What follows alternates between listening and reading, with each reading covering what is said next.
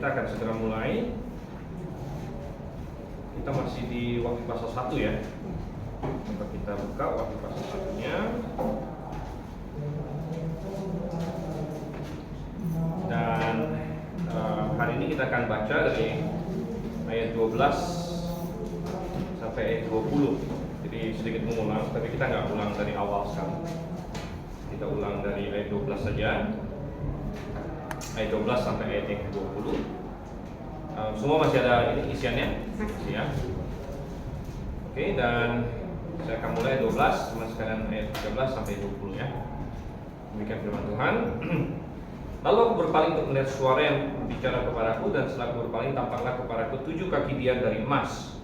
Dan di tengah-tengah kaki dia itu ada seorang serupa anak manusia berpakaian jubah yang panjangnya sampai di kaki, dan dadanya berdiri di kaki dari emas. Kepala dan rambutnya putih bagaikan bulu yang putih mentah, matanya bagaikan nyala api. Dan kakinya mengkilat bagaikan tembaga membara di dalam perapian, suaranya bagaikan misal panah. Dan di tangan kanannya ia memegang 7 bintang, dan dari mulutnya keluar sebilah pedang tajam bermata 2, dan wajahnya bersinar-sinar bagaikan matahari yang terik. Ketika aku melihat dia, keseluruhan aku di depan kakinya sama seperti orang yang mati. Tetapi dia meletakkan tangan kanannya di atasku, lalu berkata, "Jangan takut, aku adalah yang akan menyembuhkan."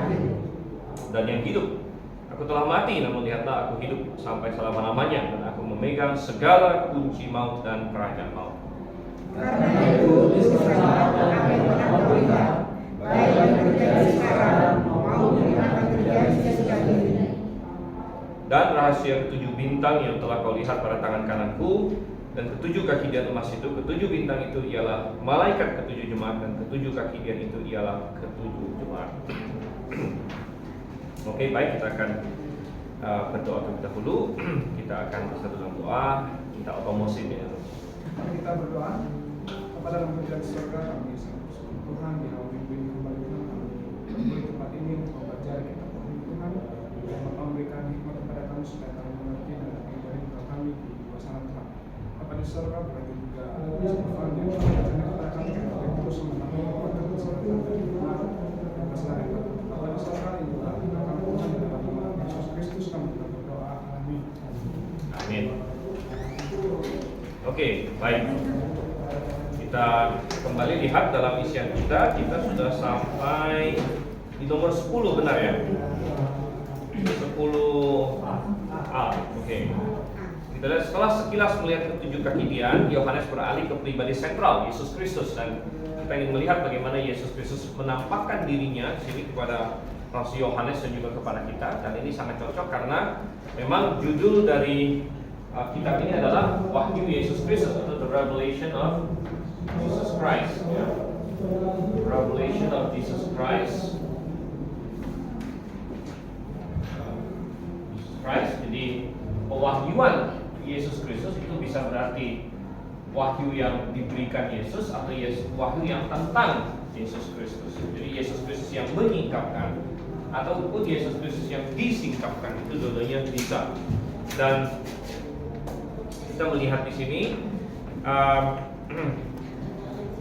apa yang dikatakan. Pertama, dia melihat seorang seperti anak manusia. Ini sudah kita bahas minggu lalu. Seperti anak manusia mengacu kembali ke Daniel pasal berapa, masih ingat? Pasal 7 ya, pasal 7 ayat 13 ya. Dan Kristus sendiri memakai istilah anak manusia ini 82 kali di dalam Injil ya. Jadi sangat banyak sekali Yesus Kristus memakai istilah anak manusia. Oke, kemudian kita lihat B sekarang.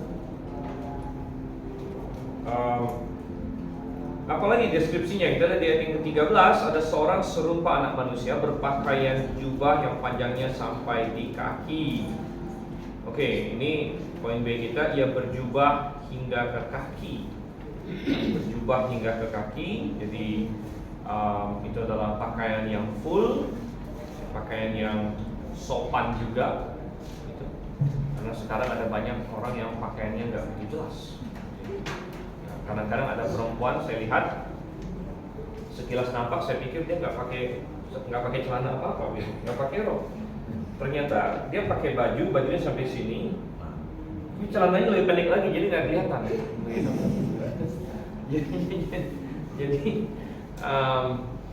jadi seolah-olah sekali lihat ini kok kayak nggak pakai bawahan gitu kan, nggak pakai rok atau nggak pakai celana gitu ya. Tapi sebenarnya ada, cuman pendek sekali, jadi bajunya lebih panjang gitu. Lucu juga. Lucu juga. Namun tidak demikian dengan Tuhan Yesus. Kita melihat di sini Tuhan Yesus memakai jubah yang panjangnya hingga ke kaki. Kemudian apalagi yang digambarkan di sini? Ikat pinggangnya dari emas. Ya, ikat pinggangnya dari emas. Dan ikat pinggang itu ditaruh di sini, ya, di dadanya. Dadanya berlipat ikat pinggang. Dada itu ya dari sini sampai sini semua bisa disebut dada ya. Bukan berarti harus di atas sekali juga. Dadanya berikat pinggang ke emas. Ini mirip walaupun tak persis dengan pakaian imam besar, ya, pakaian imam besar. Jadi sebenarnya ada dua kali tercatat dalam Alkitab Tuhan memberikan pakaian kepada manusia. Jadi Tuhan memberi pakaian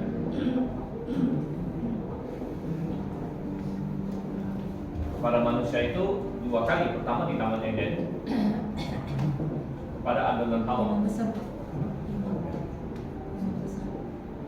Kenapa? Tuhan memberi pakaian pertama di Taman Eden pada Adam dan Hawa, dan Tuhan kasih pakaian di Taman Eden pada Adam dan Hawa ini karena tadinya mereka pakai apa? Tadinya mereka pakai cawat. Jadi ini menggantikan cawat. Cawat itu terbuat dari daun pohon ara. Jadi kita bisa membayangkan kalau pakaian yang dibuat dari daun-daunan itu pasti tidak begitu bagus ya, maksudnya ala kadarnya gitu. Ya, ala kadarnya mungkin tidak begitu menutupi dan sebagainya. Jadi menggantikan cawat ini Tuhan kasih pakaian dari kulit binatang. Ya, pakaian dari kulit binatang ini selain jauh materialnya jauh lebih bagus, ya, juga lebih menutupi begitu ya. Tetapi kali kedua Tuhan memberi pakaian kepada manusia adalah instruksi pakaian imam ya, instruksi pakaian imam. Jadi di sini Tuhan juga kasih ya, dan kali ini supaya ada pakaian yang cocok untuk pelayanan. Pakaian yang cocok untuk pelayan.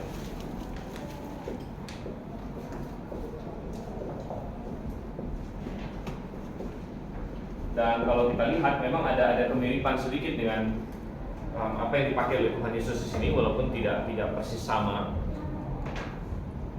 Coba kita lihat pakaian imam itu ada di Keluaran ya.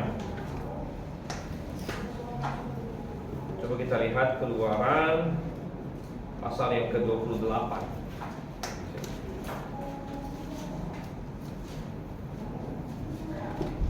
Dan kita tidak akan baca semua, tapi Keluaran pasal 28. Ya, kita lihat di sini ayat 4-nya saja. Keluaran 28 ayat 4. Inilah pakaian yang harus dibuat mereka: tutup dada, baju efod, gamis, kemeja yang ada raginya, serban, dan ikat pinggang. Jadi ini adalah berbagai hal yang harus mereka bawa, yang harus mereka pakai. Nanti kalau Anda tertarik, Anda baca pasal ini keseluruhannya, di mana di situ ada yang harus yang dari emas dan sebagainya. Ya, intinya berbagai hal yang dianggap layak untuk melayani Tuhan di situ. Oke, kembali ke Wahyu pasal 1 di sini. Jadi masih kepada penglihatan akan Yesus Kristus, dan di poin yang ke C kita, kepala dan rambut Kristus berwarna putih. Kita di sini ya, berwarna putih. Ayat yang ke-14 itu, kepala dan rambutnya putih bagaikan bulu yang putih mentah. Jadi putih total. Ya, putih semua, bukan putih yang agak-agak putih. Putih yang tebal. Jadi tebal, yang putih yang yang penuh gitu. Ini sesuai dengan apa? Dengan yang lanjut usia. Yang lanjut usia. Dan ingat bahwa di Daniel pasal 7 yang kita baca kemarin, coba kita buka lagi Daniel pasal 7 di sini ya. Daniel pasal 7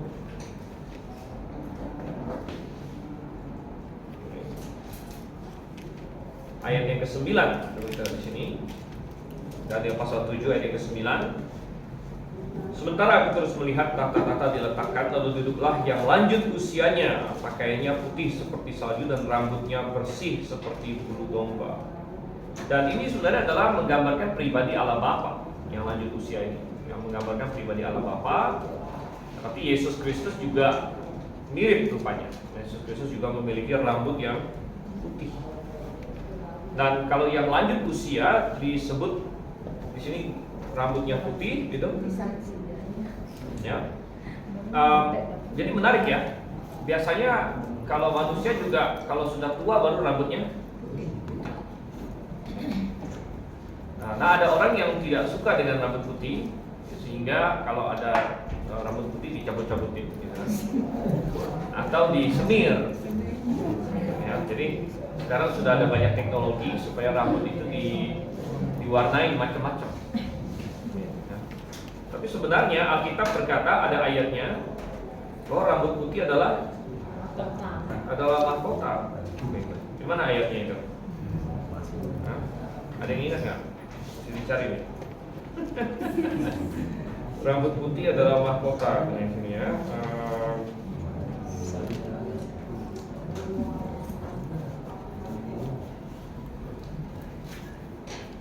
Oke, Amsal 16 ayat 31. Coba kita lihat. Amsal 16 ayatnya yang ke-31. Ini dikatakan di sini. Ya, rambut putih adalah mahkota yang indah yang didapat pada jalan kebenaran.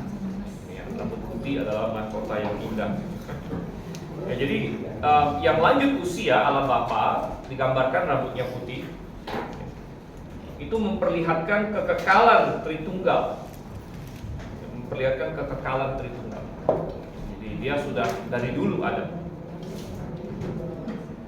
Dan juga melambangkan kemurnian. Rambut putih juga melambangkan kemurnian. Karena warna putih itu menggambarkan murni memang. Coba kita lihat Yesaya 1 ayat yang ke-18. Yesaya 1:18 ayat yang terkenal ini. Marilah baiklah kita berperkara firman Tuhan, sekalipun dosamu merah seperti kirmizi akan menjadi putih seperti salju.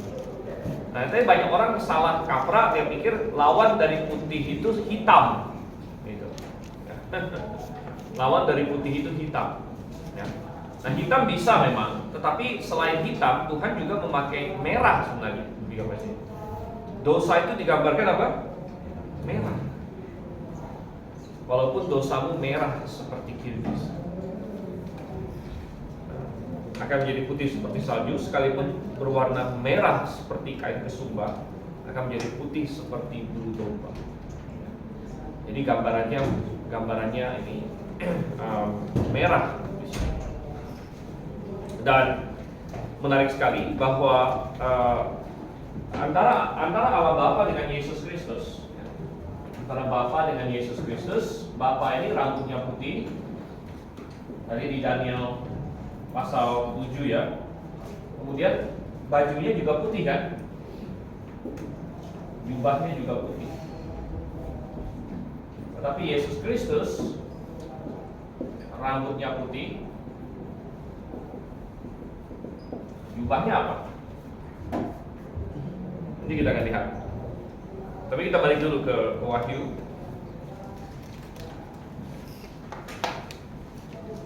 Kita lihat dulu ke dalam Wahyu. Kita lanjutkan dulu ya. Kita lanjutkan dulu di Wahyu pasal 1 ini tidak dinyatakan secara spesifik warna jubah Tuhan Yesus. Hanya saja dikatakan rambutnya putih. Oke, kita lanjut dulu sebelum nanti kita lihat mengenai warna jubahnya. Sekarang D, matanya bagaikan nyala api. Ya, matanya bagaikan nyala api, dapat menembus apa saja. Jadi mata yang bisa melihat segala sesuatu, mata yang menguji segala sesuatu. Jadi mata Tuhan seperti nyala api, sangat jelas sekali. Oke. E, kakinya bagaikan tembaga yang mengkilap, membara dalam perapian. Jadi gambaran kaki yang keras, yang solid, yang terbuat dari logam langsung. Kakinya bagaikan tembaga yang mengkilap, membara dalam perapian. Kita bandingkan dengan Daniel pasal 10 ayat 5 sampai ayat yang ke-6.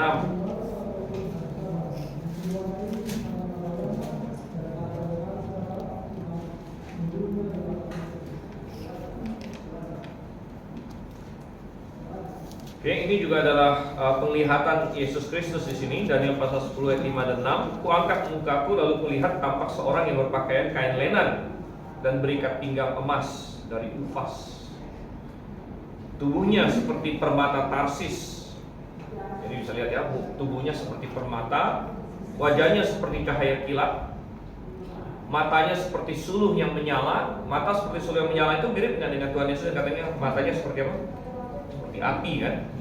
Ya, di sini juga. Lengan dan kakinya seperti kilau tembaga yang dikilap, dan suaranya seperti gaduh orang banyak. Jadi suaranya ramai gitu apa? Seperti membahana, ya. Oke. Kembali ke, jadi ini juga adalah penglihatan akan Yesus Kristus sebenarnya di situ, tapi bisa kita lihat lengan dan kakinya seperti kilau tembaga yang digilap di sini ya. Oke, kembali ke Wahyu pasal 1. Kaki Tuhan yang terbuat dari tembaga ini, kenapa kaki Tuhan digambarkan seperti tembaga?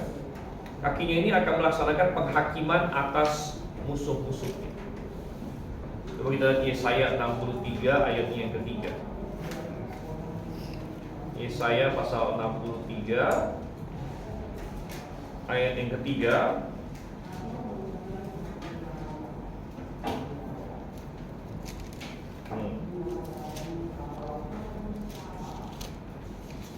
Akulah seorang diri yang melakukan pengirikan, dan dari antara umatku tidak ada yang menemani aku. Aku telah mengirik bangsa-bangsa dalam murkaku, aku telah menginjak-injak mereka dalam kehangatan amarahku. Semburan darah mereka memercik kepada bajuku dan seluruh pakaianku telah cemar. Ya. Jadi mengirik itu orang zaman dulu kalau mengirik anggur itu, anggur itu akan mereka lempar ke sebuah tong besar, kemudian orang yang mengirik itu dia akan lompat ke dalam tong itu dan diinjak-injak. Ya. Diinjak-injak. Nah lalu di tong besar itu di bawahnya ada kayak tempat keluar, jadi cairan anggurnya bisa keluar. Jadi zaman dulu itu minum anggur dan diinjak-injak orang, gitu ya. Kalau mengirik itu apa artinya Pak? Yang mengirik itu ya itu yang menginjak-injak itu. Ya, mengirik ya. Dan Tuhan mengibaratkan bahwa musuh-musuhnya akan dihancurkan seperti orang menginjak-injak anggur, sampai darahnya memercik kepada dia. Dan ini sedikit menjawab apa warna baju Tuhan Yesus. Perhatikan di Yesaya 63 ayat 1-nya, tadi kan kita baca ayat 3 ya. Perhatikan ayat pertamanya. Siapa dia yang datang dari Edom, yang datang dari Bosra dengan apa? Baju yang merah.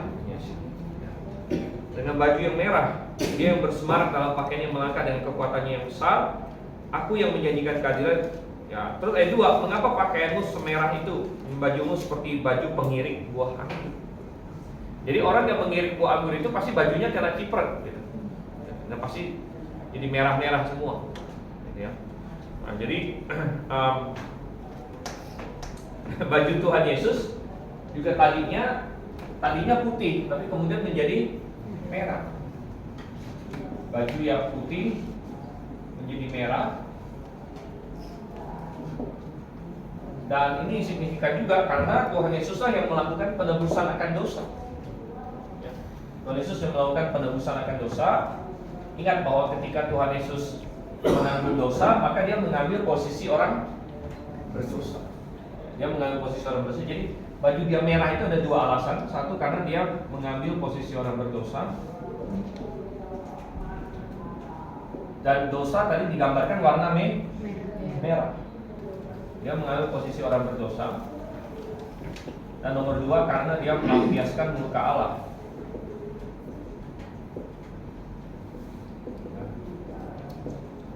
Jadi sehingga bajunya merah tadi. Bajunya merah. Dan Oke, coba kita lihat lagi di sini. Kembali di Wahyu pasal 1.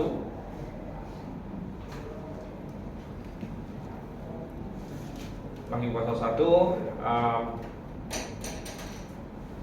di ayat 15, masih di ayat 15, kakinya tadi sebagaikan tembaga dan suara Tuhan bagaikan desau air bah. Suara Tuhan bagaikan desau air bah tadi sudah kita lihat di Daniel bahwa suara Tuhan seperti suara orang banyak. Suara orang banyak di sini seperti desau air bah, jadi kayak bergemuruh begitu. Mungkin kalau desau air bah itu seperti apa sih? Ya, mungkin kalau kita dengar ada suara air datang dari kejauhan begitu. Gitu ya. Jadi ya, biasa orang bilang kalau main-main di sungai itu kan hati-hati, harus ada hati-hati ya banjir bandang gitu ya. Nah, jadi kalau kita mendengar suara air dari kejauhan gitu yang bergemuruh, jadi suara Tuhan seperti itu katanya. Ya. Oke, dan sehingga ada banyak orang yang melihat bahwa biasanya kalau Desember di mana dunia merayakan Natal, mereka ada tokoh namanya Santa Claus, masih ingat ya? Santa Claus. Jadi Santa Claus ini kita menghapus, kita nggak ada.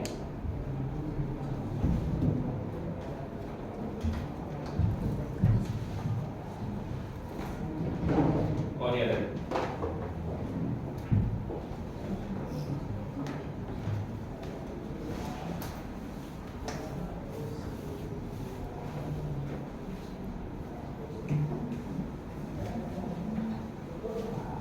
Dan walaupun hari bulan Desember biasanya tanggal 25 dunia merayakan Natal, katanya sih memperingati kelahiran Yesus Kristus. Tapi pada kenyataannya walaupun Natal sudah menjadi hari raya dunia lah boleh dibilang, hampir semua orang merayakan Natal, apalagi kalau di negara Barat. Walaupun kebanyakan mereka orang non-Kristen pun merayakan Natal di sana. Gitu. Jadi itu menjadi semacam tradisi dan budaya saja. Dan yang mereka lakukan adalah ya tentu kalau mereka bukan orang Kristen, mereka tidak merayakan Natal dalam pengertian Yesus Kristus. Jadi mereka alihkan, ya mereka ngomongin Santa Claus, mereka ngomongin hal-hal seperti itu gitu ya. Ya jadi kalau kita lihat Santa Claus ini, Santa Claus ya, ini adalah tiruannya Yesus Kristus. Bajunya merah. Udah mirip kan? Rambutnya apa? Putih. Suaranya apa? Suaranya ho. Suaranya. Oh.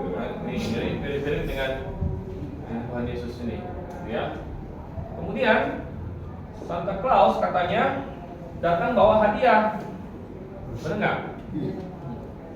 Datang bawa hadiah. Nah, Tuhan Yesus katanya nanti suatu hari akan datang dan bawa hadiah untuk kita, orang percaya, untuk anak-anaknya. Datang bawa hadiah untuk anak-anak. Nah, kan Yesus Kristus datang bawa hadiah untuk anak-anak Tuhan, ya. Dia bisa tahu yang baik dan tahu anak mana yang baik, mana yang nakal. Kan ada lagunya itu, Santa Claus is coming to town, ya. I know. Aku tahu siapa yang, dia tahu siapa yang nakal, siapa yang ini, ya. Nah, ini kan bagaimana caranya Santa Claus bisa tahu semuanya? Kan berarti Santa Claus maha tahu dong, gitu kan? Ya kan, dia bisa tahu mana anak yang baik, mana anak yang nakal, gitu kan? Nah, jadi dia maha tahu sebenarnya. Dan dia bisa keliling dunia satu malam. Berarti dia maha hadir juga. Satu malam bisa keliling dunia. Pas kita semua lagi tidur, dia turun bawa hadiah katanya, ya. Nah, jadi ya mungkin kita beranggapan ini hanya iseng-iseng lah buat anak-anak atau lain sebagainya, gitu ya. Tapi di balik keisengan ini, ya sebenarnya ada sesuatu yang lebih ini ya, lebih konspiratorial begitu loh, gitu ya. Kita bisa melihat ada usaha iblis ya di balik untuk mengalihkan perhatian orang dari Kristus, ya. Ya, karena gini, walaupun kita tidak percaya Yesus Kristus lahir tanggal 25 Desember, kalau misalnya dunia diingatkan bahwa Yesus pernah lahir, itu toh hal yang bagus sebenarnya, begitu ya. Kalau dunia diingatkan bahwa ada loh Yesus Kristus pernah lahir, walaupun mungkin kita tidak setuju bahwa itu di tanggal 25, tapi mengingatkan orang bahwa Yesus Kristus pernah lahir, dia datang sebagai juru selamat, itu adalah hal yang bagus. Ya, dan ya, iblis mencoba untuk mengalihkan ya, perhatian ini ya, dunia dari Tuhan pada Santa Claus. Ya. Jadi di mana di Wahyu pasal 1 gambaran akan Yesus Kristus, bukan hanya kita yang bisa baca, iblis juga bisa baca. Iblis membuat ini tiruannya di sini. Gitu. Oke, kembali kita lihat di ayatnya yang ke-16 di sini ya. Ayatnya yang ke-16 di poin G kita. Di tangan Tuhan ada 7 bintang. Dan 7 bintang ini sudah dikasih tahu Tuhan apa artinya di ayat yang ke-20. Rahasia ke-7 bintang yang telah kau lihat pada tanganku dan ke-7 kaki dian emas itu, ke-7 bintang itu ialah malaikat ke-7 jemaat. Dan ke-7 kaki dian itu ialah ke-7 jemaat. Jadi ke-7 bintang adalah ke-7 malaikat jemaat katanya di sini. Nah, malaikat jemaat itu siapa begitu? Kata malaikat itu berarti dari kata angelos sebenarnya ya. Akhirnya menjadi kita kata angel dalam bahasa Inggris. Itu dari bahasa Yunani angelos. Ini kata angelos. Akhirnya dalam bahasa Inggris menjadi angel. Bukan. Sebenarnya secara literal artinya pembawa berita. Pembawa berita atau dalam bahasa Inggrisnya messenger. Nah, messenger adalah orang yang bawa message. Ini arti literalnya. Dan dalam Alkitab kata angelos ini kadang-kadang dipakai untuk manusia, walaupun lebih sering dipakai untuk malaikat yang maksudnya makhluk di sorga. Tapi kadang-kadang kata angelos ini dipakai untuk manusia juga. Yohanes Pembaptis pernah disebut malaikat, ya, karena dia pembawa beritanya Tuhan.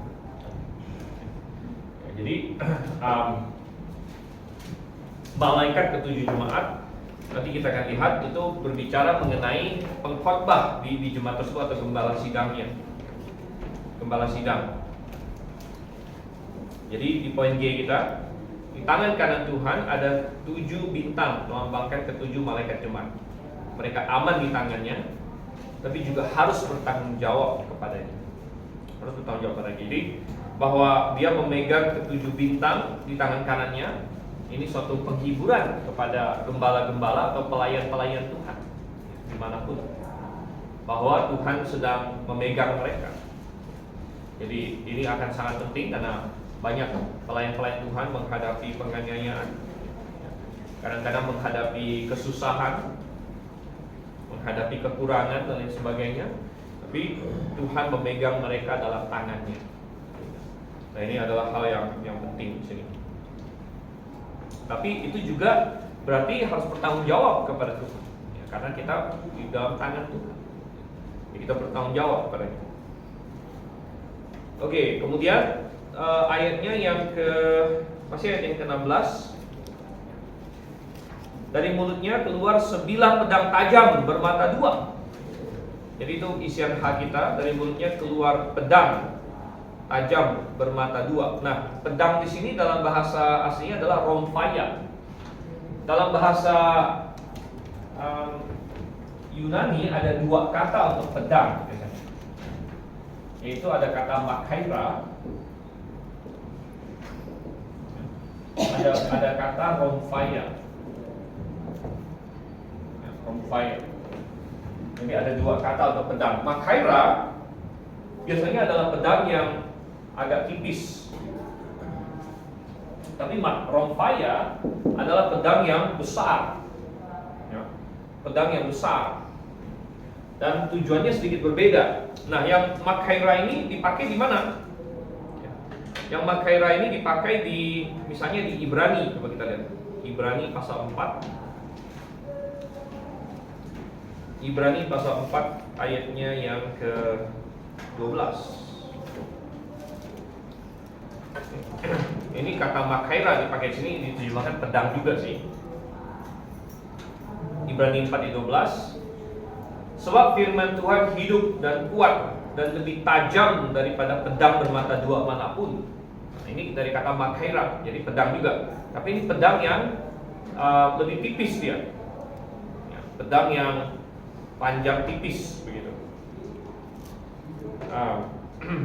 Ia menusuk amat dalam sampai memisahkan jiwa dan roh, sendi dan sumsum.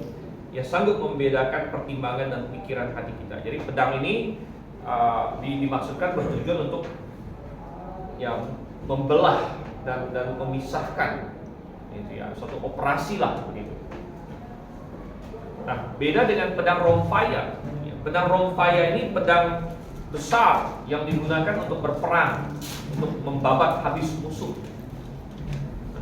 Jadi Tuhan punya 2 jenis pedang ini, ya. Tuhan punya pedang yang untuk menusuk ke hati kita, misalnya untuk menginsafkan kita akan dosa.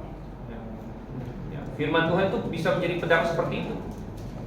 Pernah nggak kalau misalnya kita sedang jauh dari Tuhan, atau kita sedang bergumul dengan dosa tertentu, lalu ada khotbah firman Tuhan yang menusuk hati kita, yaitu seperti pedang itu, ya, seperti pedang yang Tuhan pakai untuk menusuk. Tapi beda, ini kalau pedang yang satu ini pedang untuk membabat musuh gitu. Ini beda lagi ya. Pedang untuk istilahnya mengoperasi hati anak-anaknya yang sedang jatuh dan sebagainya. Ya, beda dengan pedang yang untuk menghantam musuhnya. Ya, dan kita melihat di sini, jadi dari mulutnya keluar 9 pedang tajam. Ini rhomphaia, pedang besar ya, yang bermata 2. Dan firman Tuhan dapat memukul semua musuhnya. Coba kita lihat Yesaya 11 ayat 4. Yesaya 11 ayat yang keempat.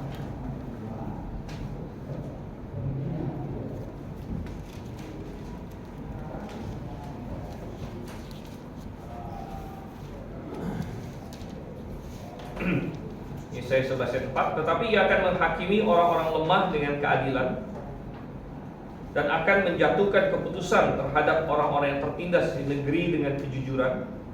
Ia akan menghajar bumi dengan perkataannya seperti dengan tongkat, dan dengan nafas mulutnya ia akan membunuh orang fasik. Nafas mulut Tuhan itu maksudnya firman-Nya. Dengan firman-Nya dia akan membunuh orang fasik, nafas mulutnya. Dia membunuh orang fasik. Jadi makanya di dalam Wahyu dikatakan dari mulutnya keluar sebilah pedang tajam. Kenapa pedang itu keluar dari mulut Tuhan? Yaitu adalah firman Tuhan. Nah, firman Tuhan itu penuh kuasa. Bayangkan kalau Tuhan berkata jadilah terang, terang jadi ada. Jadilah matahari, bulan dan bintang, langsung ada. Semuanya menuruti firman Tuhan. Karena Tuhan Maha Kuasa di sini. Dan sebenarnya hampir sama dengan yang di 2 Tesalonika. Kita buka 2 Tesalonika. 2 Tesalonika pasalnya yang kedua, ayatnya yang ke-8. Ini bicara soal antikristus. 2 Tesalonika 2 ayatnya yang ke-8. Atau saya baca dari ayat yang ke-7. Karena secara rahasia kedurhakaan telah mulai bekerja, tapi sekarang masih ada yang menahannya. Kalau yang menahannya itu telah disingkirkan, pada waktu itulah si pendurhaka, ini antikristus maksudnya, baru akan menyatakan dirinya, tapi Tuhan Yesus akan membunuhnya dengan nafas mulutnya. Dengan nafas mulutnya. Jadi maksudnya apa dengan nafas mulutnya? Ya dengan itu firman-Nya. Makanya digambarkan pedang itu keluar dari mulut Tuhan. Firman Tuhan itu tajam dan bisa menghancurkan musuh-musuhnya. Dia akan memusnahkannya dengan nafas mulutnya kalau ia datang kembali. Oke, kembali ke Wahyu pasal 1 dan kembali ke isian kita. Poin yang I. Sebagai kesimpulan adalah wajahnya yang bagaikan terik matahari, bagaikan matahari terik. Wajahnya bagaikan matahari terik. Dan ingat di Daniel tadi, Daniel pasal 10 katanya wajahnya bagaikan kilat. Jadi ada orang menggambarkan seperti kilat, ada yang menggambarkan seperti matahari. Jadi sesuatu yang bersinar terang sekali. Dan Yohanes sudah pernah merasakan ini ketika dia ada di atas gunung, ketika Yesus dimuliakan di atas gunung. Itu ada di Matius pasal 17. Matius pasal 17 ayatnya yang kedua. Lalu Yesus berubah rupa di depan mata mereka, wajahnya bercahaya seperti matahari. Dan pakaiannya menjadi putih bersinar seperti terang. Nah, jadi wajahnya bersinar seperti matahari. Dan Paulus juga pernah merasakan waktu dia masih Saulus, bagaimana cara dia bertobat. Waktu itu dia sedang dalam perjalanan ke Damsyik, tiba-tiba dia jatuh dan melihat sinar yang lebih terang daripada matahari. Siapa itu? Itu adalah Tuhan. Tuhan yang wajahnya bersinar terang lebih dari matahari. Oke, kembali ke dalam Wahyu pasal 1 di sini. Sama seperti Daniel, Yohanes menjadi lemas melihat kemuliaan yang sedemikian menakjubkan. Di ayat yang ke-17, ketika aku melihat dia, tersungkurlah di depan kakinya sama seperti orang yang mati. Dan ini adalah hal yang menarik sekali, karena di dalam Alkitab, ketika orang melihat Yesus dalam wujud kemuliaannya, itu semuanya ketakutan dan lemas rasanya. Karena memang manusia lemas di hadapan, lemah dan kecil di hadapan Tuhan yang begitu luar biasa. Dan ini sangat berbeda dengan banyak klaim-klaim hari ini orang yang melihat Tuhan Yesus. Banyak diklaim oleh kalangan Pantekosta karismatik, gitu kan. Oh, kemarin Tuhan Yesus datang sama saya. Tapi kesannya itu nggak ada gimana-gimananya. Ya, Tuhan Yesus kayak sobat baik saya, lalu ngobrol sama saya gimana. Padahal, ya nomor satu kita tahu itu tidak terjadi. Sedangkan yang kita lihat di dalam Alkitab, ya bahkan orang-orang yang luar biasa seperti Nabi Daniel, Rasul Yohanes dan sebagainya, ketika mereka benar-benar dikasih penglihatan Yesus dalam kemuliaannya, mereka semua ya lemas, mereka semua ketakutan, mereka merasakan keberdosaan mereka merasakan kelemahan dan kekecilan mereka dibandingkan dengan Tuhan, dan semuanya perlu dikuatkan. Di ayat yang ke-17 di situ, tersungkurlah aku di depan kakinya sama seperti orang yang mati, tapi ia meletakkan tangan kanannya di atasku. Lalu berkata, jangan takut, aku adalah yang awal dan yang akhir, yang hidup dan yang hidup.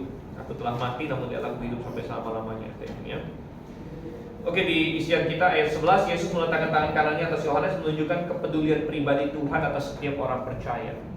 Ya, jadi Tuhan tidak ragu-ragu untuk menyentuh kita masing-masing. Kita masih ingat setelah dia bangkit, dia membiarkan Maria Magdalena memeluk kakinya, perempuan-perempuan memeluk kakinya. Dia menyuruh Thomas,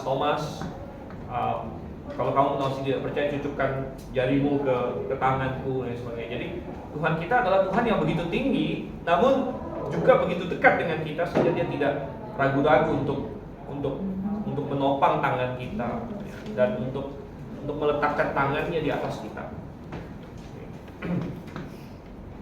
Ya, jadi menunjukkan kepedulian pribadi Tuhan atas setiap orang percaya.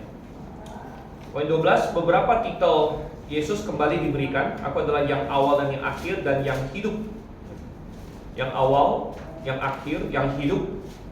Yang telah mati, namun lihatlah aku hidup sampai selama-lamanya. Jadi Kristus adalah yang sudah mati, dia sudah mati, namun dia bangkit kembali dan hidup selama-lamanya. Dan ini adalah penghiburan yang sangat penting bagi Rasul Yohanes yang waktu itu dia ada di Pulau Patmos dan dia nggak tahu Domitian akan mati kan? Ya, kita hari ini sudah tahu bahwa Domitian akan mati. Setaunya Yohanes dia akan mati di Pulau Patmos itu, karena dia sudah dibuang ke pulau tempat orang dikerjakan sampai matilah di situ, disuruh kerja rodi sampai mati intinya. Ya, dan setahu Yohanes dia akan mati sebentar lagi. Ya. Namun dia mendapat penguatan dari Tuhan. Nggak masalah. Aku adalah yang hidup. Aku sudah mati, nah aku hidup kembali sampai selama-lamanya. Dan banyak orang Kristen hari ini mungkin menghadapi kematian juga dengan cara yang berbeda. Ya mungkin hari ini tidak banyak yang penganiayaan. Ya, tapi kita ada menghadapi kematian karena penyakit, karena kecelakaan, ya, karena macam-macam. Ya, dua tahun belakangan ada beberapa anggota jemaat kita mungkin kena COVID dan sebagainya. Gitu. Ya, namun kata-kata Tuhan Yesus menguatkan bahwa aku adalah yang hidup. Aku sudah mati, namun aku hidup kembali sampai selama-lamanya. Dan berdasarkan itulah kita punya pengharapan bahwa suatu hari pun saya akan bangkit. Dan itu bukan pengharapan kosong ya. Kadang-kadang kalau kita sudah saking banyak melihat orang di sekitar kita, ada yang mati, ada yang mati, ada yang mati gitu kan. Nah setiap ada yang mati kita selalu bilang, oh ada pengharapan akan bangkit. Setiap ada yang mati lagi, oh ada pengharapan yang bangkit. Apakah kita benar-benar percaya atau tidak? Gitu. Atau itu hanya kata-kata kosong saja gitu kan. Mungkin seorang skeptis akan berkata, itu kan kamu cuma menghibur doang. Ya mana ada yang pernah bangkit? Gak ada satupun kita pernah lihat. Ya, namun kita berkata, oh ada yang sudah bangkit. Memang yang lain ini belum, semua menunggu hari penghakiman nanti, hari kedatangan Tuhan. Tapi ada satu yang sudah bangkit, yaitu Yesus Kristus. Yesus Kristus yang sudah bangkit, dia menjadi buah sulung, dia menjadi contoh, dia menjadi pengharapan, dia menjadi ini loh bukti nyatanya. Gitu. Oke, dan kembali dikatakan aku memegang segala kunci maut dan kerajaan maut. Jadi yang berkuasa atas maut itu Yesus Kristus sebenarnya. Banyak orang salah berpikir, dia pikir yang berkuasa atas kematian itu iblis. Gitu. Dan banyak di budaya populer, ya, kematian itu digambarkan sebagai the Grim Reaper ya. Mungkin pernah dengar istilah itu. Ya. Jadi Grim Reaper itu digambarkan kayak orang bawa sabit gitu kan. Jadi kayak mau menuai jiwa orang gitu ya. Jadi dia jalan kemana gitu ya. Jadi, biasanya digambarkan kayak pakai tudung, nggak kelihatan mukanya, bawa sabit jalan-jalan. Jadi itu the Grim Reaper katanya gitu. Inilah dialah yang mengendalikan maut kan. Tapi sebenarnya bukan gitu ya. Itu nggak konsep yang tidak alkitabiah ya. Sebenarnya yang mengendalikan kunci maut dan kerajaan maut adalah Yesus Kristus. Adalah Yesus Kristus. Oleh karena itu Tuhan berkata, berharga di mata Tuhan kematian setiap orang yang dikasihi. Berharga di mata Tuhan kematian setiap orang yang dikasihi. Karena Tuhan tidak lakukan itu dengan sembarangan, dengan sembrono. Tapi kalau dia mengizinkan salah satu dari anaknya untuk meninggal, ya itu adalah itu berharga di mata Tuhan. Itu bukan sembarangan gitu istilahnya. Tuhan bukan tutup mata atau main statistik aja, ya udah kamu yang mati, enggak. Tapi ada rencana. Dan sebenarnya bagi orang yang bersangkutan itu justru peristirahatan gitu kan. Kadang-kadang kita bilang, oh kasihan ya dia mati ya loh. Kalau dia orang yang dalam Tuhan, sebenarnya itu adalah apa? Dia sudah selesai pergumulan dia di dunia ini, perjuangan dia sudah selesai. Gitu, ya. Kadang-kadang bilang, oh kasihan ya dia meninggal. Ya kasihan kita sebenarnya. kita yang kehilangan dia, gitu ya. Kita yang kehilangan dia. Sebenarnya dianya enggak gitu.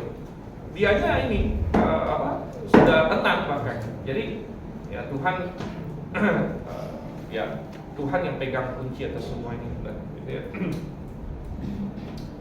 Oke, kemudian poin 13 kita, poin terakhir. Ayat 19 menjadi kunci outline kitab Wahyu. Yaitu ayat 19, karena itu tuliskan apa yang telah kau lihat, baik yang terjadi sekarang maupun yang akan terjadi sesudah ini. Jadi kuncinya adalah apa yang sudah kau lihat. Ya, sudah kau lihat itu pasal 1, dalam kurung pasal 1 ya. Jadi apa yang sudah terjadi atau sudah kau lihat, pasal 1. Apa yang terjadi sekarang, B, itu pasal 2 sampai pasal 3 nanti. Kemudian apa yang akan terjadi, ini pasal 4 sampai 22 ya. Jadi kitab Wahyu bisa dibagi menjadi 3 seperti itu. Apa yang sudah terjadi di Pulau Patmos abad pertama, yaitu Yohanes dibuang ke Pulau Patmos lalu mendapat penglihatan akan Tuhan Yesus. Apa yang terjadi sekarang, yaitu pesan Tuhan kepada jemaat-jemaat nanti pasal 2 pasal 3. Kemudian apa yang akan terjadi, yaitu nanti pada setelah masa gereja selesai, setelah rapture, pada zaman tribulasi. Oke, baik. Dengan demikian kita stop sampai di sini. Sebenarnya saya sudah siapkan, tapi ternyata kita belum pakai ya. Nanti minggu depan aja. Kalau saya bagi sekarang nanti ada resiko hilang. Ya, jadi ini kita simpan saja.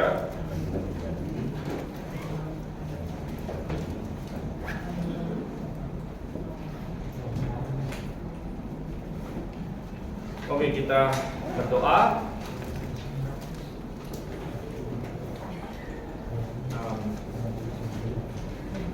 Minta Pak Rodok untuk kita berdoa. Mari kita berdoa. Alhamdulillah kami yang surga, terima kasih Tuhan buat penyertaan-Mu dan kelas pelajaran ini dari awal hingga akhirnya. Terima kasih Tuhan juga telah memberikan hikmat kepada Pak Stephen yang mengajar kami. Dan kami berdoa bagi kami semua, kiranya apa yang mengenai firman yang telah kami dengar dapat kami aplikasikan dalam kehidupan kami sehari-hari. Sebentar kami akan melanjutkan pertemuan jemaat, kiranya Tuhan sertai kami. Terima kasih Tuhan Yesus, kami berdoa kami Tuhan Yesus, kami berdoa dan bersyukur.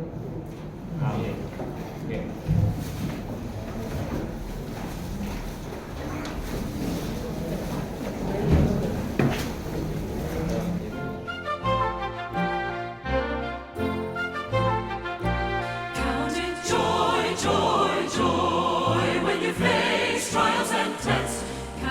Joy, joy, joy, for God knows the way that's best.